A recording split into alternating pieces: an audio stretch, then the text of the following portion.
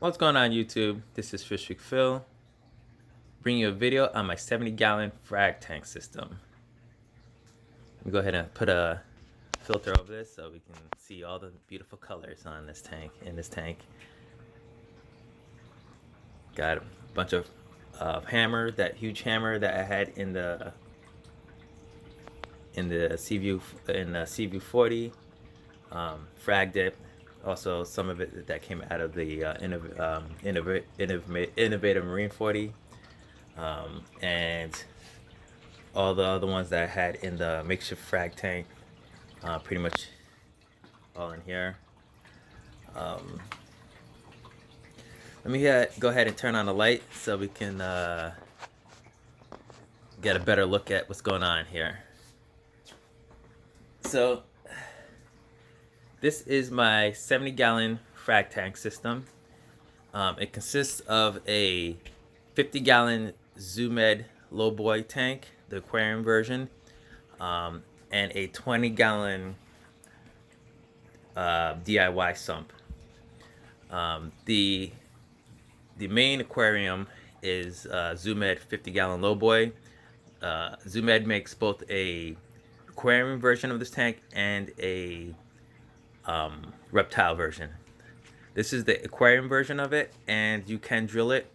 I did drill it. I have one return coming back from my return chamber, and that's a 3/4 inch return line. That is an aftermarket, aftermarket, but a modular marine overflow. This is the 1200 gallon version of this tank. I could have went with the smaller one, but I like the large size of it. I think it would look ridiculous going with the smaller overflow in the center there, or wherever I was going to put it. So this is perfect.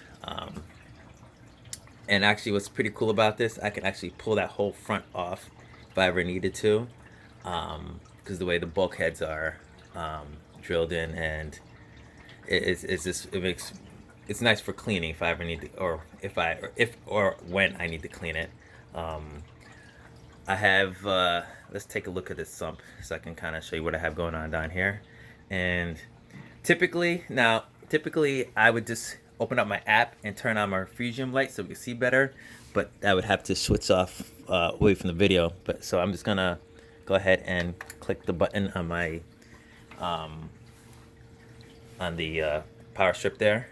Now that's a smart power strip, so I have an app that I can get to it through Wi-Fi. It connects to my Wi-Fi, and basically, as long as you have connection to the internet and my Wi-Fi is up, I have access to that plug.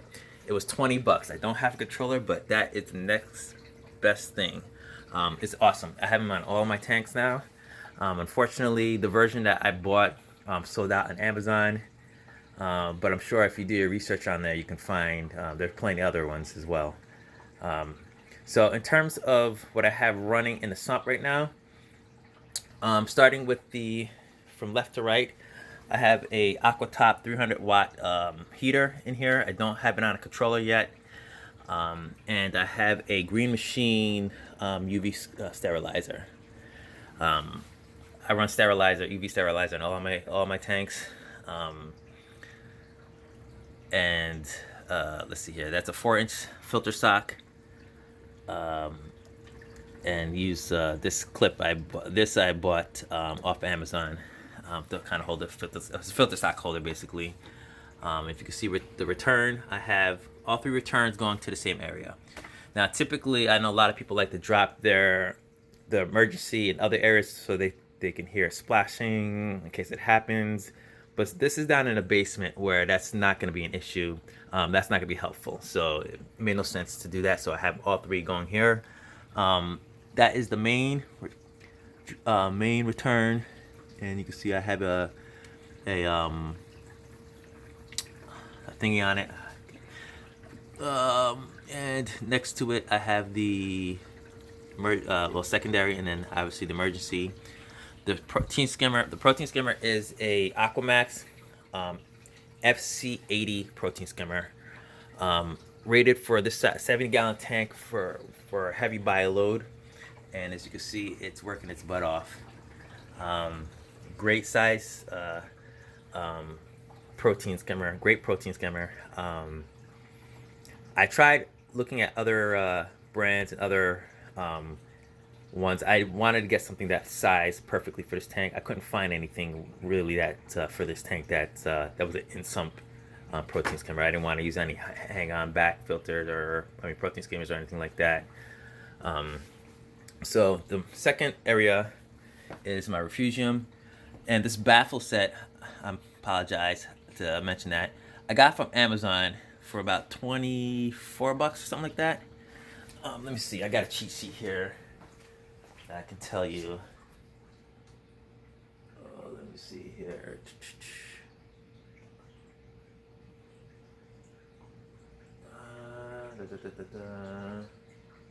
Yeah, I got it for 24 bucks on Amazon. The problem with this, it was so low. It wasn't gonna work for the protein skimmer I was using. If you could see, the height of it was just too low, so I actually had to use glass and silicone that, and then add it up, add the second baffle a little bit higher, and silicone all that together. Right there is the Innovative Marine media reactor. I have in there ChemiPure Blue Nano, the little packet. I have 5 of them is stacked in there. I'm gonna be taking that out and just throw in a bag just in the back return chamber area. At this point, I think it's like the tank is been running smoothly enough where I don't think I need to force the water through the meter that way. Plus save on energy a little bit. That light is basically an old Beamworks freshwater light I have. It does blues as well, but being that I have Chato in there, as you can see, I have some a bunch of Midas zoanthids down there, a carpet of it. So I gotta frag that all up. There you have in the return chamber. I'm running a Jabo DCT 4000 return pump, and also in there I have my I think these max spec bio blocks. I have 3 of them. The front one, you can see it's a little bit dirtier. I had that in the makeshift Refugium, so I just basically transferred it down here. So yeah. Oh, in the bottom, that is, I forgot what the substrate I have in there. Oh my gosh. I'll have to see if I can link the name in there if I could ever remember what it is. But yeah, that's what I have in here. And I'm also dosing. You can see my return lines, my dosing lines going in here. And you can see my auto top off. That is the Tunes 5017 auto top off system. I have them on all of my tanks as well. I have the return up here, and I don't. Perhaps I think it's because I have the way I have the sump sitting on the floor, as well as the bucket. But even when the water shut off, it was still trickling into the water, and I thought perhaps, well, maybe my tubing wasn't long enough. So I've had the tubing long enough, and it was sitting on the floor, and it still continued to do that. So I decided to put the return up there. Ever since that, I stopped doing that altogether. So that works for now. I don't know if you guys have ever had that issue. I'm running, like I said, I'm running two AI primes on this tank. The lights are going down, by the way, so they're ramping down. So if you kind of notice that in the back, in the lighting, that's what's happening. I've had 3 over, but right now with the way they're with the Coral Lab I have in here, they're doing good. Nothing that really requires any higher lighting. The ones that do, I do have some bits of acro, different acros and millipores up here that are growing. The rest these are all zoas of various types. I have some recordias here. I have a micromusa in the back corner there, and obviously my hammer village, if you will. For my flow pump, I'm also using another Jabo pump as well, and that's the SOW4, and I'm running that at full bore, doing a wave on that as well.